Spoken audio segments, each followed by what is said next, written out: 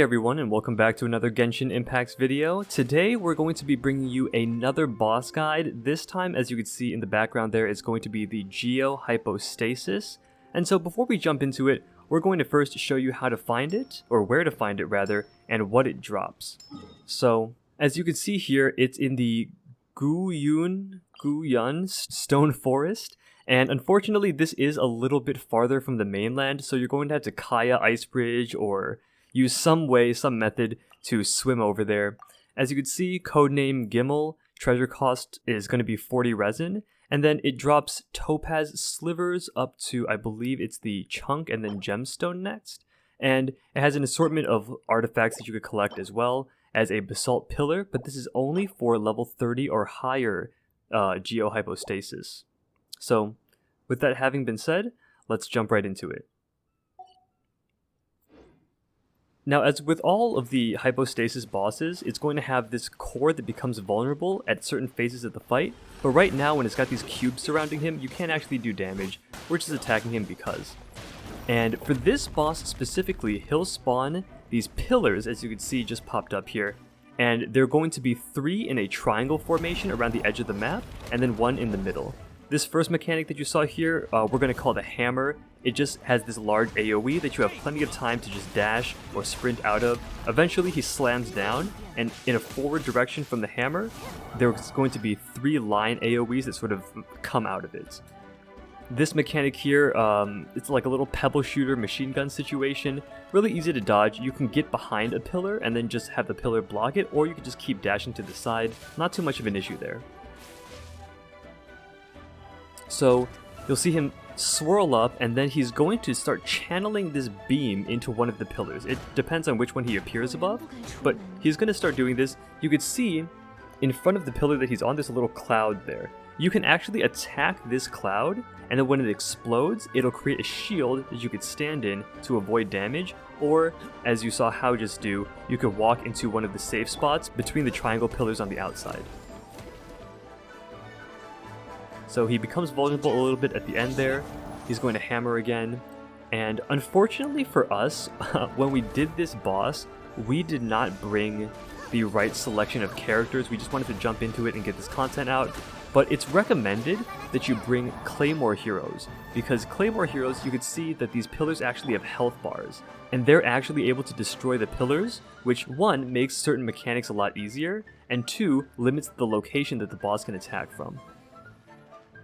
So that right there, you see the boss turn into this sort of targeting reticle, and then he'll zoom in on one player. If you're doing this solo, it's obviously just going to be you, and over some amount of time, there's going to be a pillar that appears below you, it pops up and does pretty chunky damage.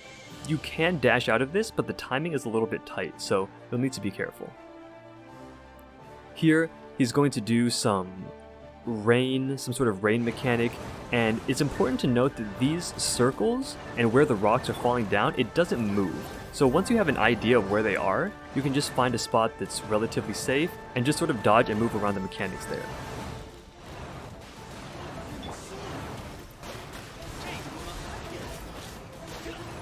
So this, we can see here, he's targeting me this time. Unfortunately, he hits me and I'm a little bit under geared for this content, so I think it kills one of the characters I'm using, which is unfortunate, but it's fine. We still have, I believe it's Mona, Lisa, so we're just gonna keep running around and hoping that we can keep dodging the rest of these mechanics. Right there, he did a mini version of the shockwave where he just channels for a short amount of time and does a single shockwave around a single pillar, as opposed to a pulsating shockwave around all the pillars. So this one, again, very easy. You just see it, you dash out, and it's very dodgeable.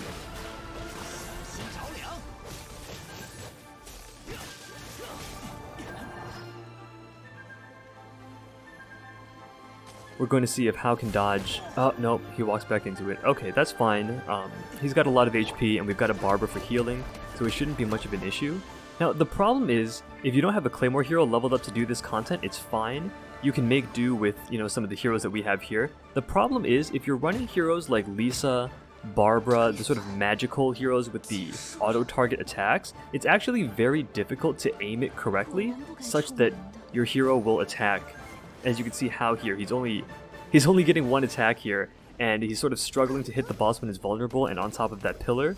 So we do recommend bringing ranged heroes that can aim either archers or a claymore hero to be able to take advantage of attacking the boss during these vulnerable stages.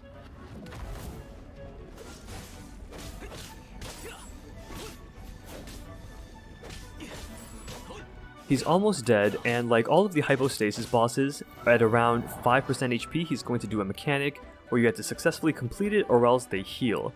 And so we're going to see that in a little bit. He's going to rock rain here, and let's see what other mechanic is coming up. What is this? Okay, so he's charging, and it's just going to be one burst this time. Pretty easy, he dodges out of it. So we're going to see what this next mechanic is. He's going to hammer. Again, pretty easy to dodge. Unfortunately, How didn't dodge enough to the side there, but again, if you're geared enough for this, it really isn't much of an issue. So this is that 5% mechanic we were talking about. He's got the pillars.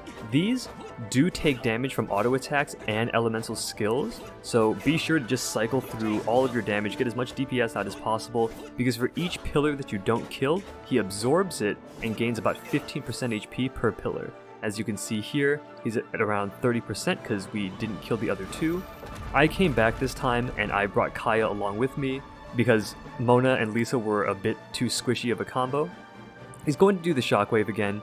We're just running out of it. And right now our main focus is just trying to get him back down to that 5% HP so we can take out those towers and then kill him for good. It's also important to mention that because this is a Geo enemy, you have to do a lot of your own elemental combos as opposed to a boss that's maybe water element or ice element or fire element where you can just hit them with something else like electro and then it'll automatically trigger. Geo doesn't really work that way, so you're going to actually have to bring your own combos in your team comms in order to get that elemental damage out.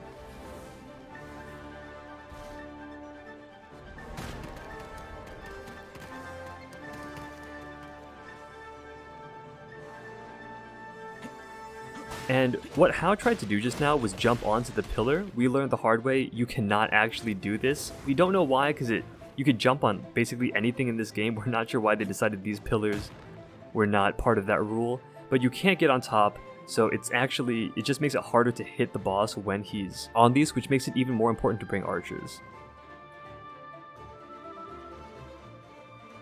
So he's almost there. We're gonna see, I'm gonna dash in, see if I can get some hits off. 44 damage, it's probably not going to be enough, and... oh, it is, okay, perfect. So we're going to go back in. Now, Hao is going to, I believe, he's going to pop ult here too, right? Yeah, we both do. And we're going to try to kill these pillars off. Unfortunately, my damage is a little low, so he's got to come back and help. And do we get the second one? I think... oh no, we don't. He absorbed it, okay. So... that's going to be another 15% HP. He's going to summon these pillars again, go through his whole rotation. We've gone through most of the skills already. He's got the pebble shooter, he's got the sniper, he's got the rain. The hammer seems to be this sort of filler move that he just does, and it's going to be the most general one. So you're going to be seeing that a lot. Luckily it's easy to dodge, so we don't have to worry about it too much. And this is going to be the final phase, and I think that this is actually going to be where we take him out. This should be the that last bit of damage that we need to finish him off.